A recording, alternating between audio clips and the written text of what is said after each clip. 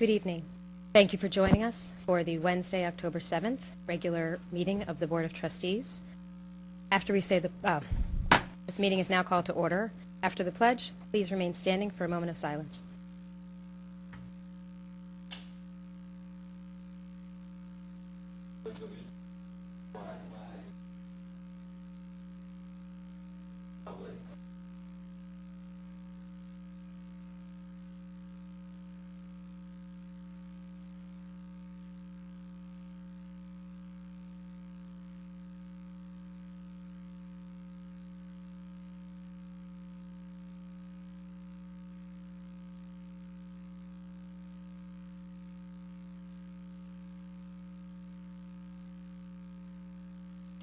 Thank you.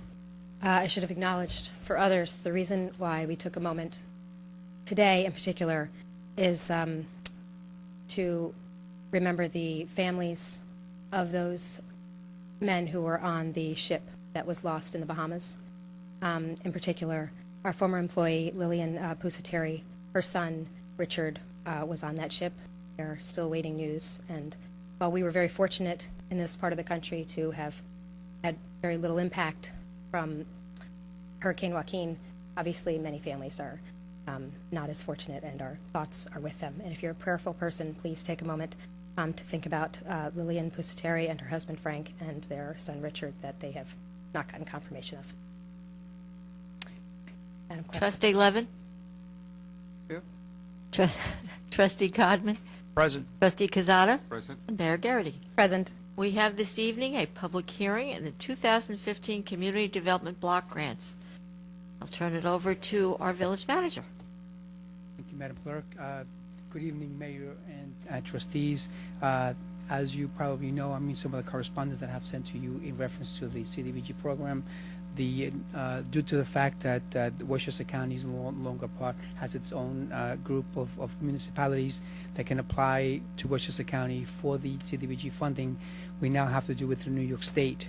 The application for the projects is due on October 23rd, and we have reached out. The village will be applying for two projects, but we have also reached out to IFCA and to the Austin Children's Center, who have also who are also interested in such application. So the two projects that we are going to be applying for is we want to make the operations center on Route 9A handicap accessible. That's one of the things that the funding is available for, and also we also want to make the Spring Street Main Street project handicap accessible portion of it part of the application for CDBG funding. The estimates that we have right now, and I know that we're going to have this particular project as part of the work session on October the 14th, we are going to incorporate whatever portion of the project can be considered handicap accessibility, and hopefully we'll be able to have it funded by the state through the CDBG funding. IFCA, unfortunately, don't believe is going to be able to make it, but they have 7 projects that they are applying for, and that includes various locations within the village that they're going to make some improvements to the housing stock that they now own. Also, the Austin Children's Center, who is here, actually, maybe if you can come up and just tell the board what you will be applying for. So. I'm Sean Kribari from the Austin Children's Center, and thank you so much for reaching out to us and offering this opportunity to apply for funding. We're interested in applying for 2 projects. One is to replace the safety surfacing on our playground that was originally installed about 15 years ago as part of a CDBG project. The whole playground was installed then. These safety surfaces generally last about 10 years, so we're on borrowed time with it. It's starting to crumble, so we're applying for money to replace that safety surface. It's not cheap. It's $90,000 is the estimate we got. We have quite a large playground. I don't know if you've been behind our building, but we've got a huge playground. And then the other thing, project we'd like to do is install a fire sprinkling system in 90 South Highland Avenue. Because we've been in that building since 1950 or thereabouts, we were grandfathered in. We don't have to have sprinklers there, but we think it would be a good idea. And the estimate we got on that was $100,000. And we do have, our board is very committed to these projects and would reach out to private donors for the matching funds. Any questions? No, I would just say thank you so much for doing such great work with your organization. I'm very thanks. pleased that you're seeking to be able to continue to upgrade the services that you provide. Thank you. Well, the village has always been very supportive of our efforts, so we appreciate it. Thank you.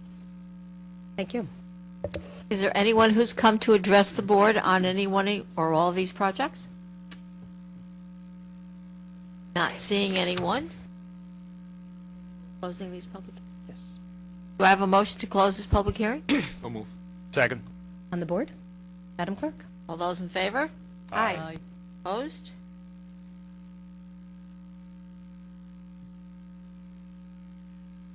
We have our second public hearing this evening in the matter of local law number 7, 2015, entitled Vehicle and Traffic Law Revision, a local law to reiterate and clarify parking regulations on various streets, including Van Cortlandt Avenue and Walden Road. And I will turn this over to our Corporation Counsel. If you recall, this is an adjourned hearing. We did make some revisions to the law based upon comments received at the initial evening of the hearing. The revisions we've made concern correction in the Walden Road portion of the law. We were corrected in that we were referencing the east side of Walden Road, and we inadvertently said that it was the intersection of M. Walton, and in fact Underhill Road is on the east side of Walden. The fact of the matter is M. Walton ends at the west, on the west side. So we've changed where it said M. Walton to Underhill Road to correctly reference that side of the intersection. The other areas having to do with the Van Cortlandt, it was correctly pointed out that there are natural barriers to parking between the area from North Highland and through the driveway to Cablevision and the parking lot to Cablevision. So we've removed completely a reference to the starting point of the parking in that area. Obviously, there's a sign that says no parking here to curb, which is a state V&T law. And then there are the natural barriers, which are the driveway and the parking lot. So based upon the suggestions from the public, we are removing that. You can see it's in brackets, Van Cortlandt Avenue North from North Highland Avenue to a point 58 feet east thereof. So we're removing that portion completely to recognize that comment. And the other place where we removed was the course and distance having to do with its location from Cortlandt Place. There was an incorrect course of northwest, which had been in the code. So we're removing the reference to northwest, and the location will just be 40 feet from the intersection, and it will go from there. So those were based upon suggestions from the public, and that's how we stand today in terms of the revised introductory local law. There were no comments I received actually having to do with the Linden Avenue or the Croton Avenue changes. So those remained as they were presented at the original hearing. Thank you. Is there anyone who's come to address this subject at the public hearing? And for those that there are copies of the law, I don't know if you saw them or not, but they're in the back, the very back of the room. Hi, thank you for the opportunity to speak tonight. My name is Kim O'Brien. I represent the management of Cortlandt Ridge Apartments at 27 Claremont Gardens. Of course, our adjoining street is Van Cortlandt Avenue. I'm here tonight with our property manager, Liz Gilly, and our maintenance supervisor, Renee Mendez. And we very much appreciate the adjournment of this hearing from the last meeting so that we would all have an opportunity to speak with you tonight.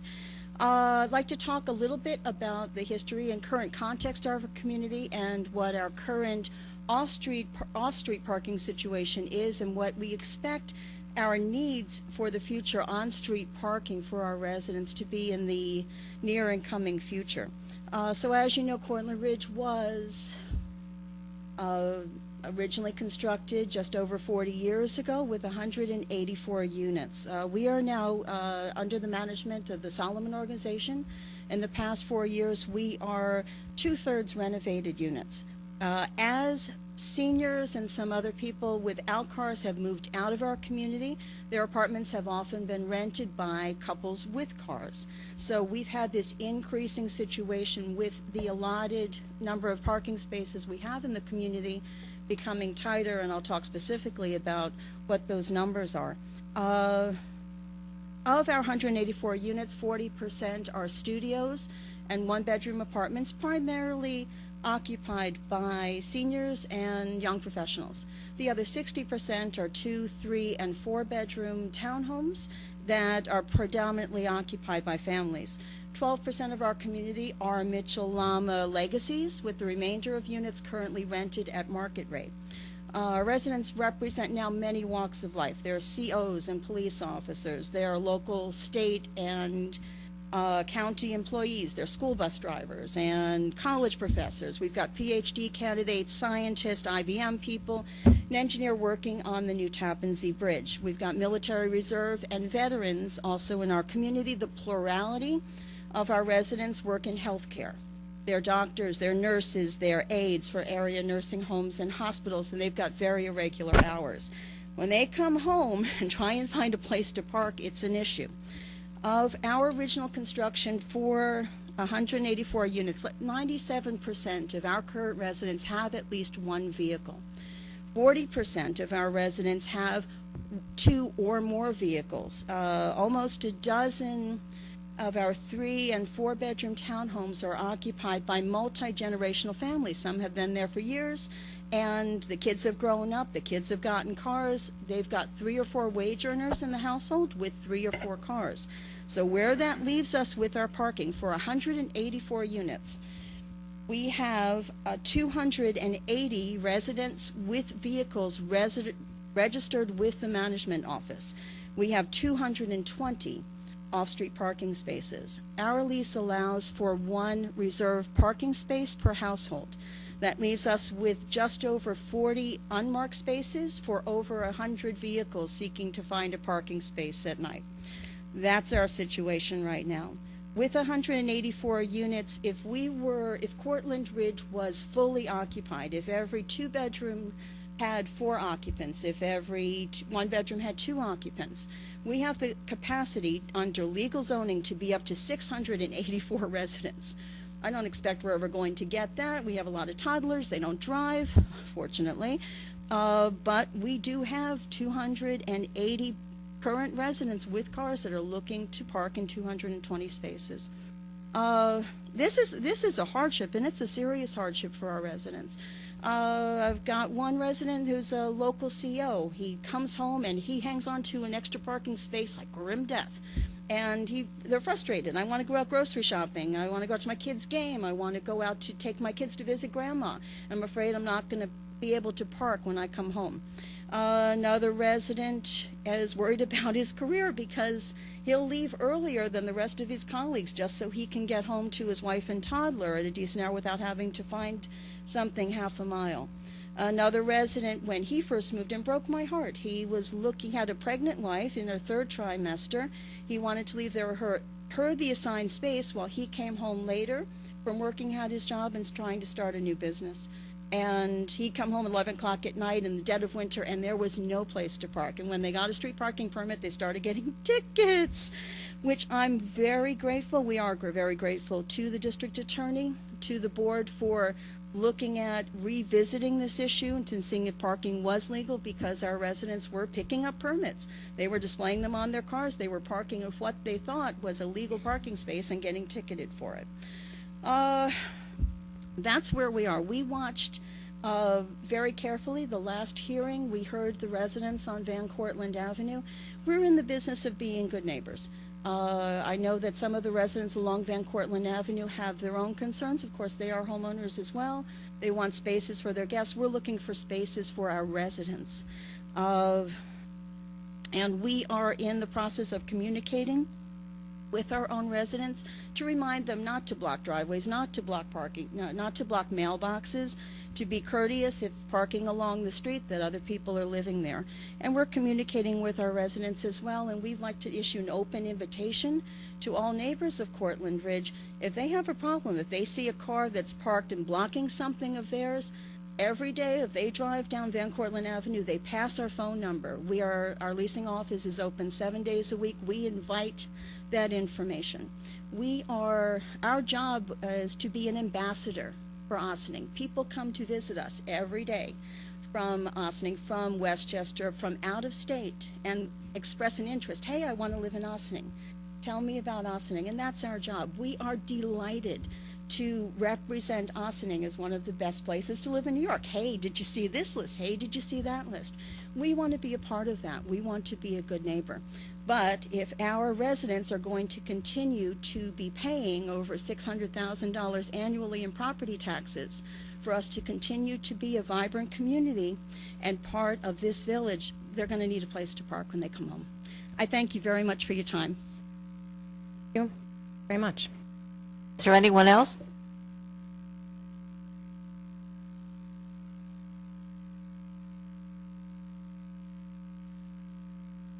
Everyone. I just have a suggestion for this parking situation. I understand some of the homeowners might have complaints about us parking right in front of their houses, and someone had mentioned there's natural barriers like their driveways. There's more space to park on what I think is the west side of the street, the Cortlandt Ridge side of the street. So at some point, if we could allow parking on that side of the street, then we don't have to worry about the homeowners complaining about people parking directly in front of their houses all the time. And also, my major issue is the speed of which the traffic goes up and down the hill, whether it's to drop off kids at school. I kind of feel like the parked cars there will act as a natural barrier or a buffer with the kids walking down the hill. Sometimes I see some of the cars speeding up at 40 miles an hour, and it's just this little sidewalk. The kids are kind of like playing, they'll get bumped into the street. So I think maybe if we can look at it a different way, some way where, the homeowners will be happy with, again, people not parking directly in front of their houses, and then we could also get the parking spots that we need. I kind of represent the healthcare workers that get home at weird hours of the night, and I've sat out there for 3 hours waiting for a parking spot. So just trying to add another suggestion. Thank you. I'm sorry, my name is Joseph Pereira, Cortlandt Ridge resident. Guerra. Is there anyone else?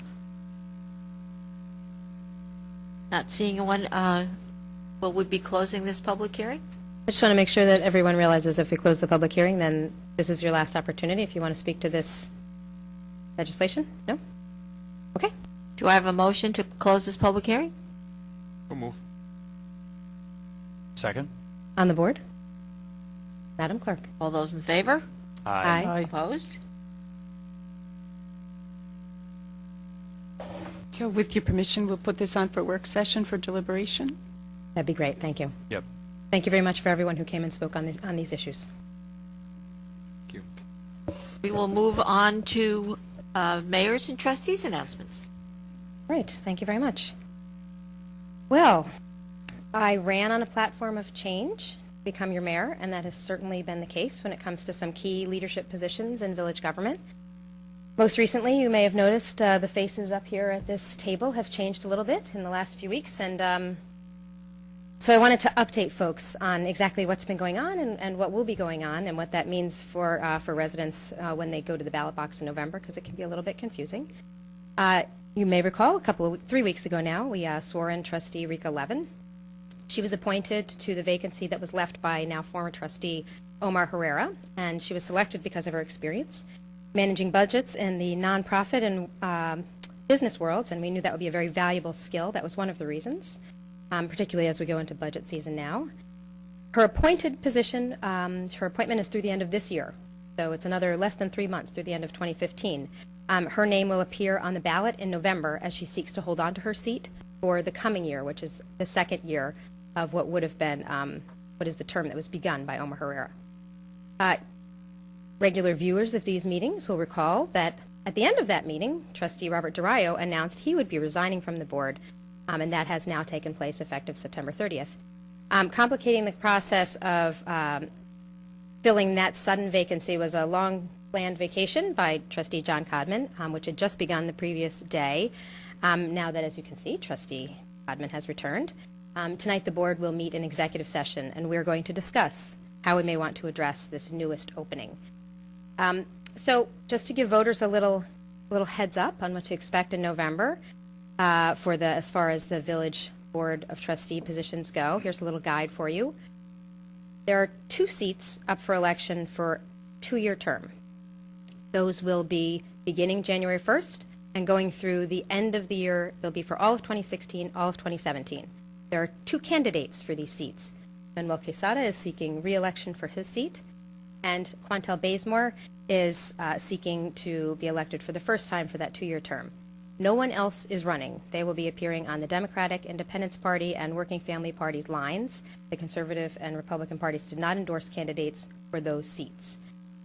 There is 1 seat up for election for the 1-year term that I referenced earlier, and that term will expire at the end of 2016. This is the seat that Trustee Rika Levin holds right now. As we stated, she was appointed by the Board of Trustees through the end of this year. On November 3rd, voters will go to the polls and determine if Rika Levin will continue in this seat. She'll appear on the Democratic and Independence Party lines, or Luke Carbonaro, who is also running for the seat on the Republican and Conservative Party lines. The village charter instructs the board to, quote, appoint a qualified person to fill such vacancy if an elective office when the next charter election, until the next charter election, when the vacancy shall be filled at that election for the unexpired term of office. The village government has seen a lot of appointments in recent history. In fact, when John Codman first appeared on the board, it was in an appointed seat before he then obviously went on to run for re-election. It's how Sue Donnelly got on the board. Bill Hanauer was appointed originally. Miguel Hernandez was a trustee who was then appointed to mayor, and we have a long history of appointments. However, the way that we do it, the process is left up to the board at the time. Each appointment is unique. One significant factor that we consider is the amount of time remaining in the unexpired term. The process that led to the appointment of Trustee Rika Levin began with a public solicitation of resumes, followed by the Board of Trustees interviewing 9 applicants. We chose Rika knowing that at the very least she would be with us through the end of this year, and her experience, as I referenced, managing budgets in the corporate and nonprofit world would be of great value during the budget season. And it is also our hope that voters will, if she is able to continue in this position, her experience in marketing and branding strategy will be an excellent resource for this board's goal of improving communication and public outreach. With less than 3 months remaining in the unexpired term that has now been created by former trustee Robert Durayo's empty seat, our decision-making will reflect that different circumstance. We have a number of choices. We could leave the seat empty for the rest of the year. We could choose to appoint Quantel Bazemore, who is running for that seat in an unopposed race, so it would essentially be giving him a less than 3-month head start on the seat that, barring any very surprising write-in campaigns to take place in the next 3.5 weeks, he will most likely be elected to. Or we could appoint one of the candidates that we interviewed last month when we selected Trustee Levin. Or we could appoint anyone in the community who is an eligible voter. So we haven't had that conversation all in a room together yet, and I look forward to us having that discussion as we decide how to proceed. Each individual who serves as trustee changes the dynamic of the group. Whatever decision we make about whether and how to fill the vacancy for the final months of this year, it'll be interesting to experience it, this newly established board. One unifying characteristic among all the trustees I have served with is our desire to look out for the interests of the people we represent. It is an honor and a responsibility we do not take lightly. Other comments on the board? Sure.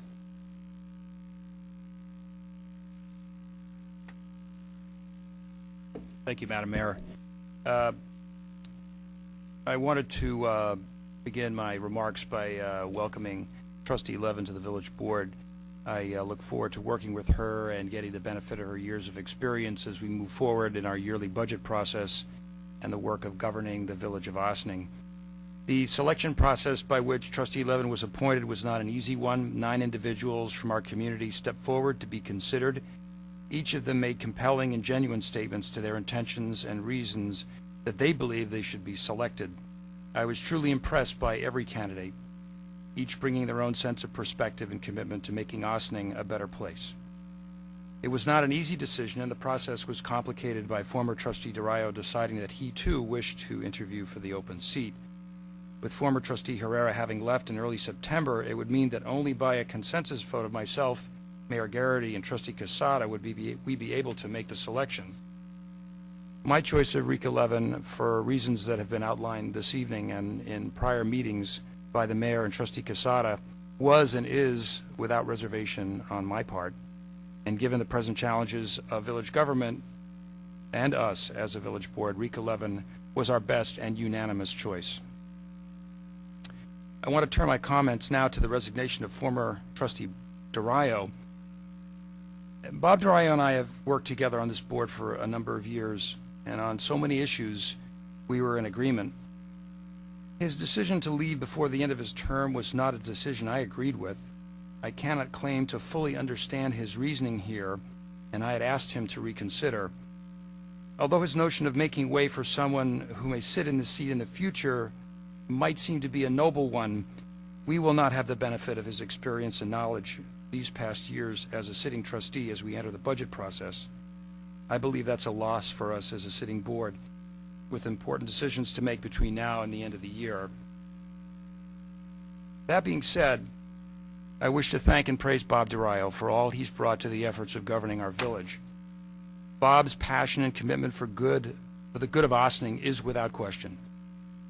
I will miss his bad jokes, his breadth and knowledge of all things nautical, and his honest counsel.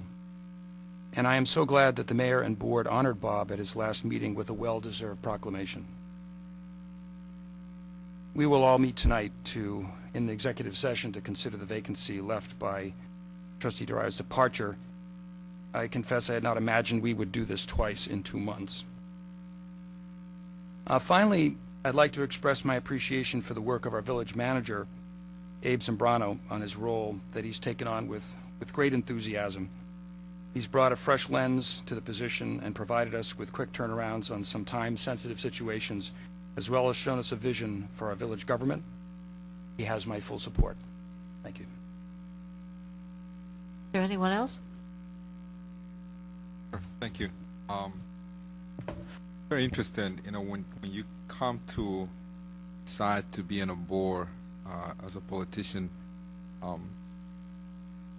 it's very important for you to understand that it's not because, at least I can say that for myself, it's not because we want to do this, it's because we love to do this.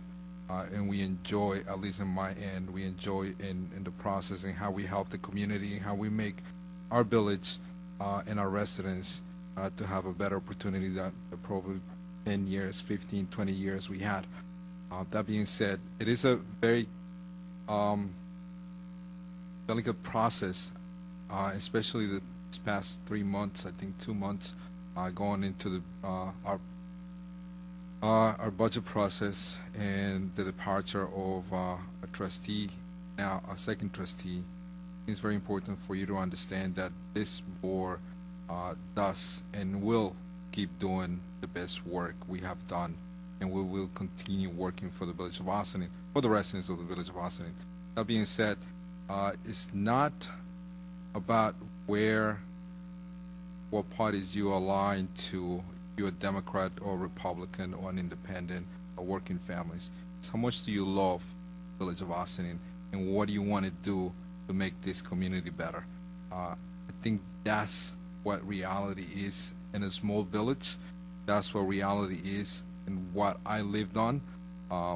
So when we selected Omar successful, Rika, it was a unanimous decision because we saw the potential that she has and what the value, what she will have to this board. And now we have another decision to make, which is going to be tonight at some point, and we'll let the public know, I believe, next time we meet.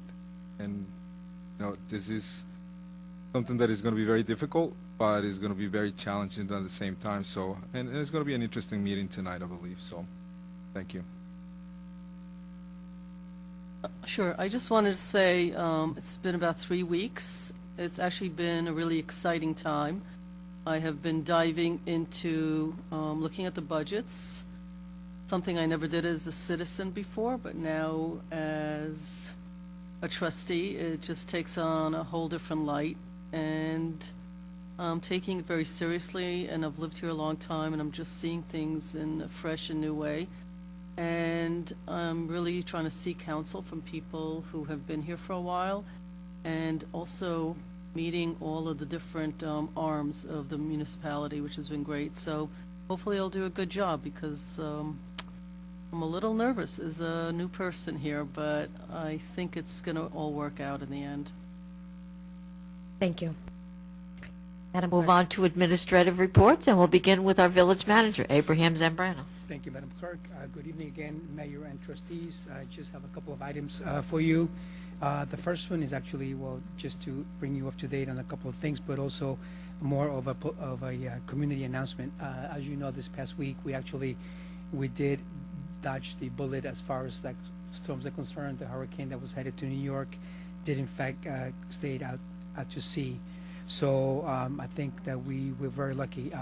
So based on that, actually, we urge our residents to prepare for storms, but also for the upcoming winter.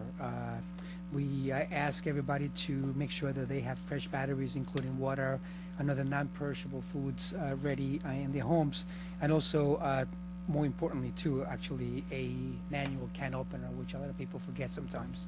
The village will be implementing the Nixle system within the next couple of months, and we hope to be able to use the system to send out notifications regarding emergencies during the winter also. So, the other thing that I wanted to mention is we want to remind our residents, if there is a power outage, to please contact Con Edison directly also, because although many people may believe that their neighbors has already called, it's best if Con Edison has a record of all the number of outages in the area.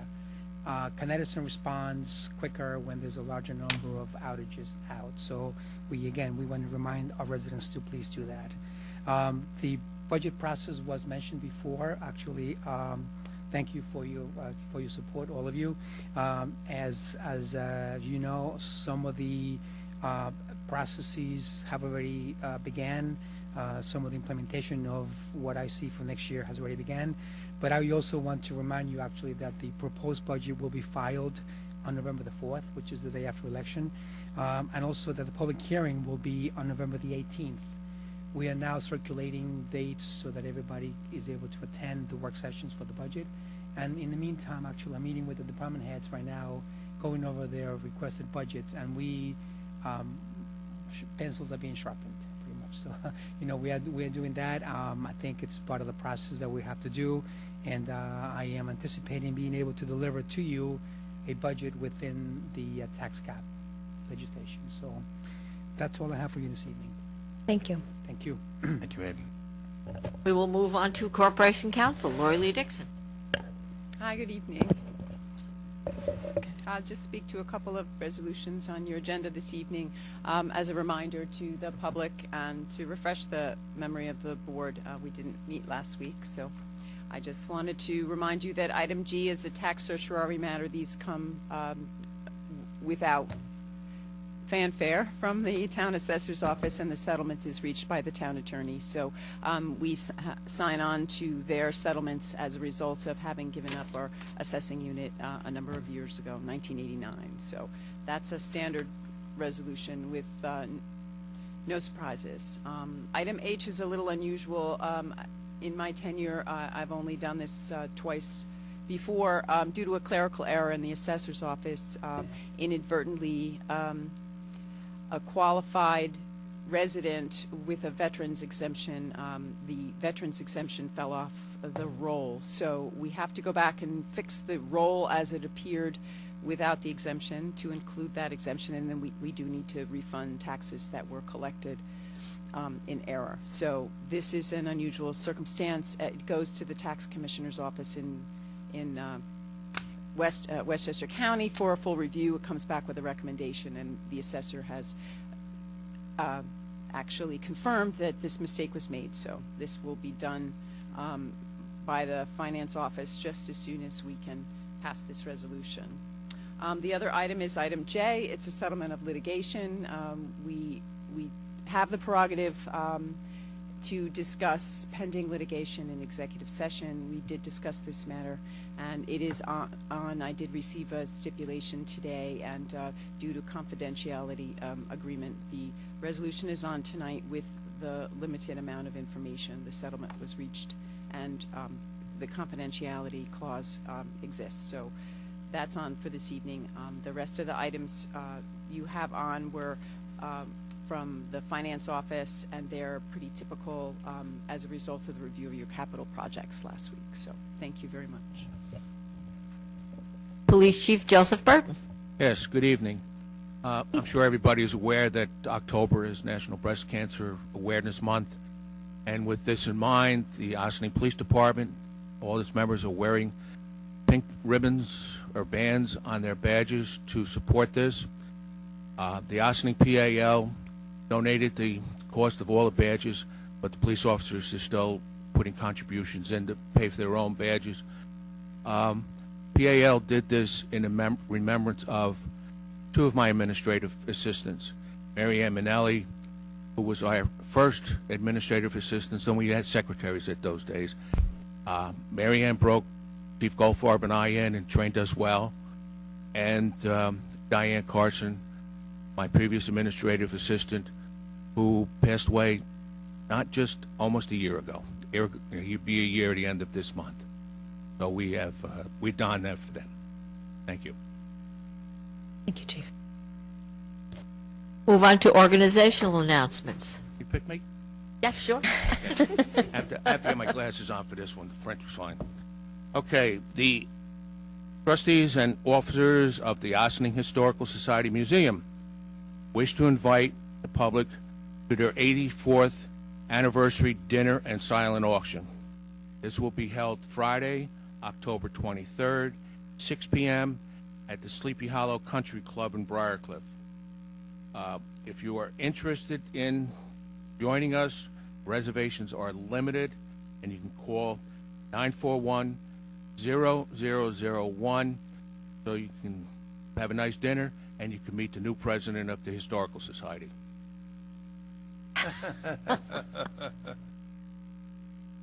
You're not going to say who that is, right, Chief? Yes. Me. Congratulations. I didn't attend that meeting, so they made me. No, I'm very proud that I am now taking over for John Wunderlich, who did a fantastic job. And John Wunderlich is just history by himself, just from his family. But John brought us through a lot of the art shows, the bicentennials, so many different things. And he's hard to follow, but I'll try to keep up with it. Wonderful. Thank you, Chief. What was the date on that again? 23rd, right? October? Friday, October 23rd. Okay. Thank you very much. I will actually add an organizational announcement for the upcoming documentary and discussion series screening, which will be Thursday, September 22nd, so a whole day before we attend the... October I'm sorry, October. Yes, October. The day before the Historic Society event. This is much less formal and it's free. It's a series of shorts about the Hudson River, and the series together is called The Hudson, A River at Risk. And the filmmaker, actually, this is the second time this filmmaker has been with us. He focuses on documentaries related to environmental issues. His last one had to do with fracking.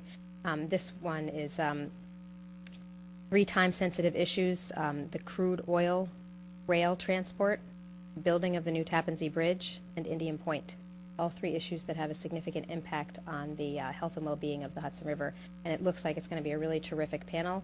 We have the filmmaker himself. We have our state senator, David Carlucci. We have president of Riverkeeper. And actually, no, the filmmaker's not going to be there, but we have the environmental action director of the Hudson River Sloop Clearwater, and we have the scientific conservationist of Scenic Hudson. So if you are somebody who lives on the Hudson River, this is for you, which is all of us. So please join us at 6:30 at the Ossining Public Library on Thursday, October 22nd. Thank you. Anything else? We will move Oh, on. no, we've got another one right I'm here. sorry. Trustee Codman. Yeah, we're One more here. The Ossining Historic Cemeteries Conservancy is a busy month for us. This Saturday, we'll be doing another gravestone cleaning from 9 to 11 a.m. at the Dale Cemetery, and we're working in the circle area that are near the fire department gravestones.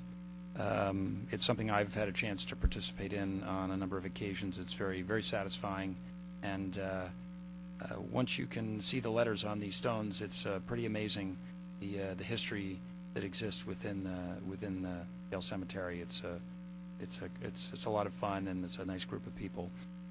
This Saturday, in addition, will be the last call for volunteers at Cedar Lane Park for the Forest of Fears Haunted Hayride, which is going to take place on October 24th from 7 to 5 p.m.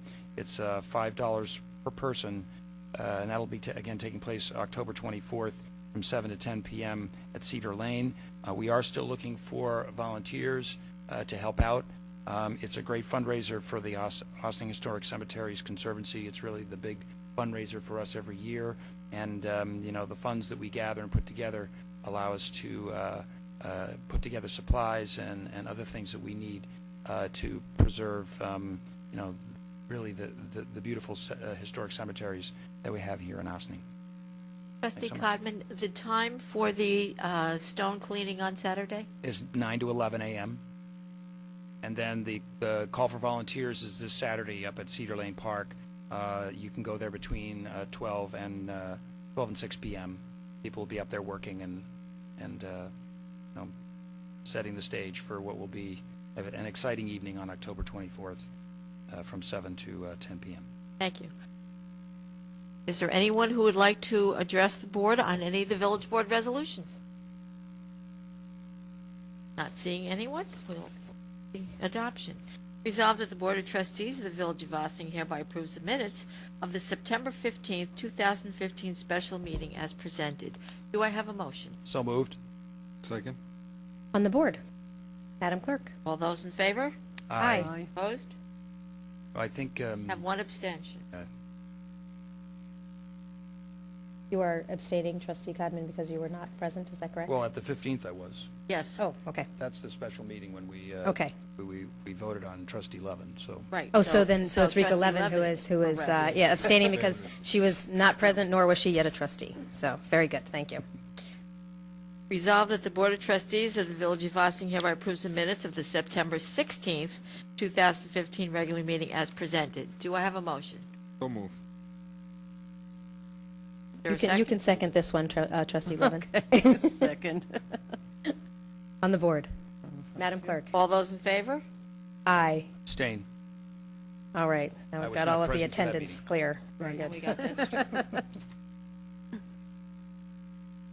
Resolved, the Board of Trustees of the Village of Ossining hereby approves the minutes of the September 24th, 2015 special meeting as presented. Do I have a motion? So move. Second. On the board. Madam Clerk? All those in favor? Aye. Opposed? Abstain. Again, because of an absence. Wonderful vacation.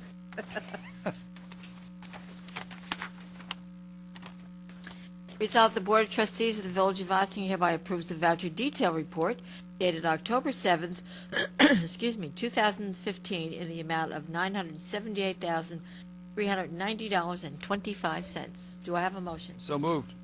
Second? On the board. I did the vouchers, and, Make sure double check those. okay, yeah, here it comes. The reason for the large dollar amount had to do with some large capital projects Some of them were fees related to the dam project and some other capital activities. So that's why the dollar amount is substantial. Madam Clerk. All those in favor? Aye. Opposed? Resolved that upon recommendation of the fire chief, the Board of Trustees of the Village of Ossining hereby places Justin Muscarella on driver training for the fire department. Do I have a motion? So moved. Second? On the board. Madam Clerk. All those in favor? Aye. Opposed? Resolved that the Village Board of the Village of Ossining hereby accepts a proposal for professional auditing services to perform departmental internal control reviews over cash receipts and record keeping from SAX BST LLP of 28 West 44th Street, New York, New York, dated September 18, 2015, and authorizes the village manager to enter into an agreement subject to review and approval by Corporation Council for a total cost not to exceed $10,000. Do I have a motion? So move. Second. On the board. Madam Clerk. All those in favor? Aye. Opposed? Whereas the Village of Ossining ceased being a tax assessing unit in 1989 and now adopts the Town of Ossining assessment roll as prepared by the assessor of the Town of Ossining for all subsequent years, and whereas a tax certiorari proceeding was instituted against the Town of Ossining by Andrew Solomon having the index number 6704613, and said proceedings was recently concluded in the Westchester County Supreme Court, resulting in a judgment entered in favor of the petitioner, which, among other things, directs the Village of Ossining to audit and pay to the petitioner the amount of overpayment of real estate taxes determined in accordance with the assessments fixed and determined by said judgment, as detailed in Schedule A. And whereas in accordance with statutory mandates, any and all refunds of taxes necessitated by said judgment are to be made without interest if paid within 60 days after service upon the village of a certified copy of said judgment, or as may be set forth by court order. Now therefore be it resolved that the Board of Trustees of the Village of Ossining, upon certification by the village treasurer that all of the aforesaid taxes have been paid, hereby authorizes and directs the village treasurer to make the payments of refunds of real property taxes due to Watkins and Watkins LLP as attorneys for petitioner, and is further resolved that the village treasurer shall make a notation in the margin of the assessment roll of the Village of Ossining that said assessment was reduced and payment of a refund of the overpayments of real property taxes was made pursuant to said judgment, and that total payment amount is $906.49. Do I have a motion? So move. Second. On the board. Madam Clerk. All those in favor? Aye. Opposed?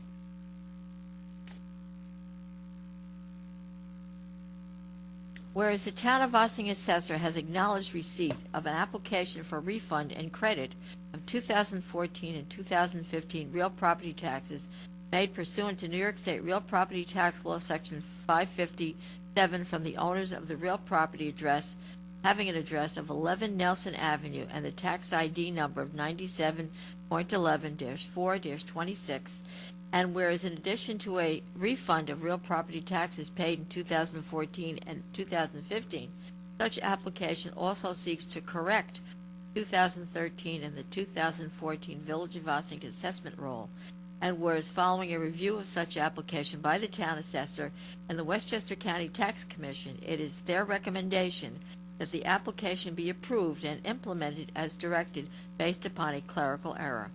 Now therefore be it resolved, the assessment roll for the Village of Ossining and all other applicable village records be corrected to reflect the true and accurate status of the real property located at 11 Nelson Avenue, having a tax ID number of 97.11-4-26, retaining a veteran's exemption based on eligible funds coded 41101 with an assessment reduction of $2,000 omitted from the 2013 and 2014 assessment roll.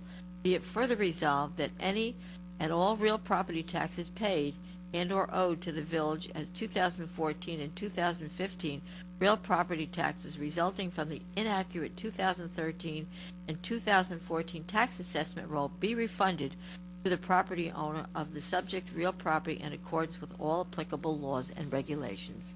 Do I have a motion? So moved. Is there a second? Second?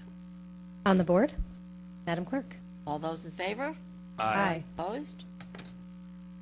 Resolved that the Board of Trustees of the Village of Ossining hereby authorizes the village manager to hire John T. Pierpont, 1006 Prospect Avenue, Pelham Manor, New York, to act as hearing officer in a disciplinary matter involving the Village of Ossining and employee number 28053. Do I have a motion? So moved. Second. On the board, Madam Clerk. All those in favor? Aye. I'm going to have to abstain on this one. I'm just not familiar, actually, with this. We'll review it with you afterwards so that you're more well-informed about it, yes. Okay, but meanwhile, that will be an abstention? Yes, please. Everybody else is all in favor? Yes, fortunately.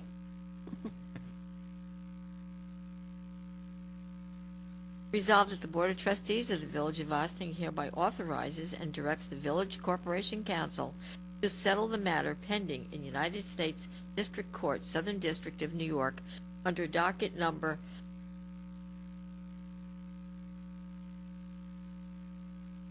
number 13 CV 6241, under the terms as agreed to by the parties, including payment in connection with same to the plaintiff and plaintiff's attorney in exchange for a stipulation of discontinuance with prejudice as so ordered by the presiding judge. Do I have a motion? So moved. Second. On the board, Madam Clerk. All those in favor? Aye. Opposed?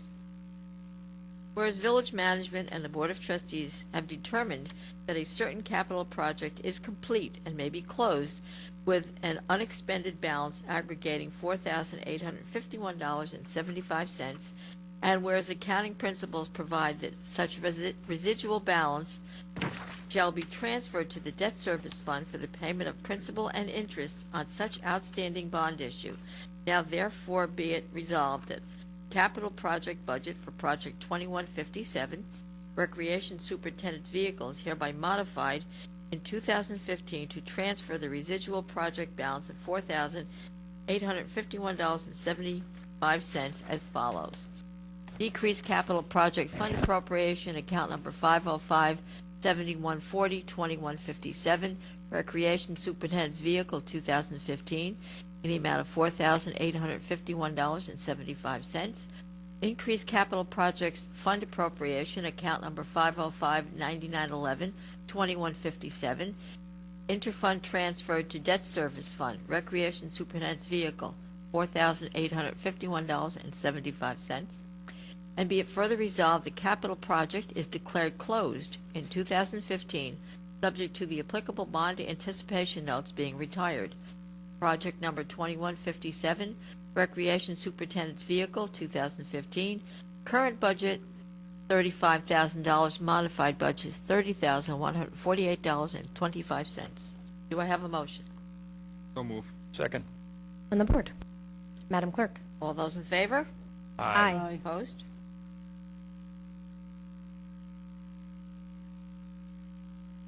Whereas village management and the Board of Trustees have determined that a certain capital project is complete and may be closed, and whereas village policy and/or accounting principles provide that such project balances shall be adjusted to the project expenditures if required, now therefore be it resolved, the capital project for Project 2125 Pleasantville Road Pump Station Generator 2012 is hereby modified 2015 to reduce unneeded authorized borrowing of $140,000 as follows.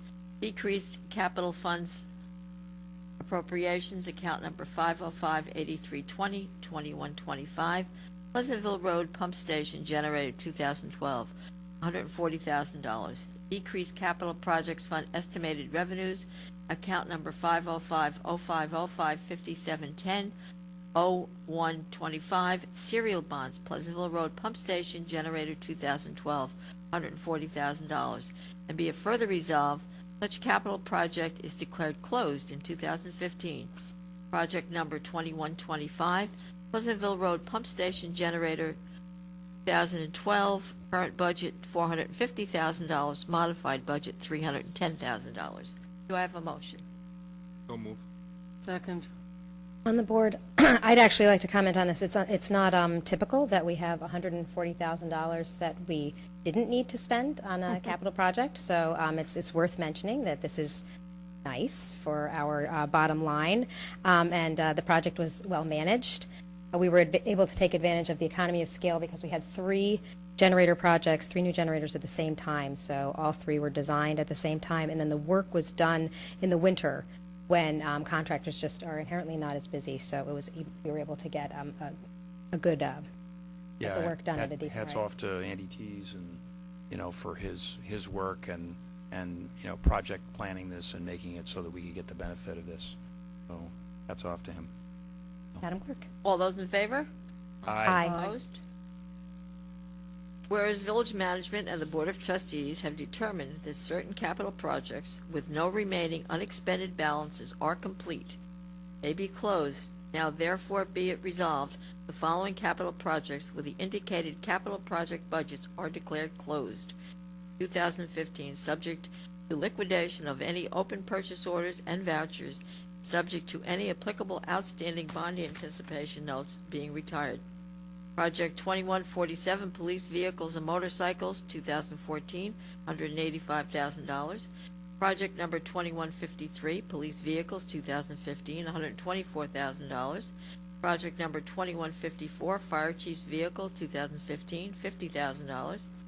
Project number 2141, Fire Pumper Apparatus, 2013, $665,000.